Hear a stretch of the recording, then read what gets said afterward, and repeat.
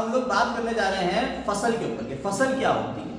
ठीक है, देखिए फसल कोई भी चीज ऐसी है कि किसी स्थान पर उगाए गए एक ही प्रकार के उपयोगी पौधों का समूह, यानी आपने कोई एक जगह पे एक ही तरीके के सारे उपयोगी फायदे के पौधों का समूह, उसे हमने क्या कहा, हमने फसल लगाई है। कोई भी फसल हो सकती है। अब फसल का समूह क्या कहलाएगा, फसल कहलाता है। जैसे गेहूं की फसल हो सकती है, भाई आपने किसी स्थान पे गेहूं लगा दी है तो गेहूं की फसल हो गई, आलू की फसल हो गई, प्याज टमाटर जैसे सब्जियों की फसल हो गई, फल और फूलों की फसल हो जाती है। ठीक, तो ये सारी फसलें हैं। चाहे आप फूल लगा रहे हैं, गुलाब की फसल लगाइए, हमारी गुलाब की फसल है। ठीक है, अब ये तीन तरीके की हो सकती है, रबी की फसल, खरीफ की फसल और जायद की फसल। मौसम के अकॉर्डिंग अलग अलग मौसम में लगाते हैं तो अलग अलग तरीके की ये फसलें हो सकती हैं।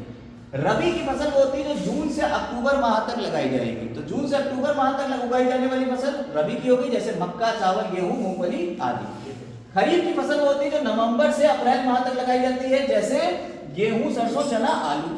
ठीक, और जायद की फसल होती है जो मार्च से जून माह तक बोई जाती है, वो जायद की होती है, जैसे मूंगफली और उड़द की दाल जो आपकी होती है। ठीक है, ये जो फसलें हो जाती हैं ये आपकी।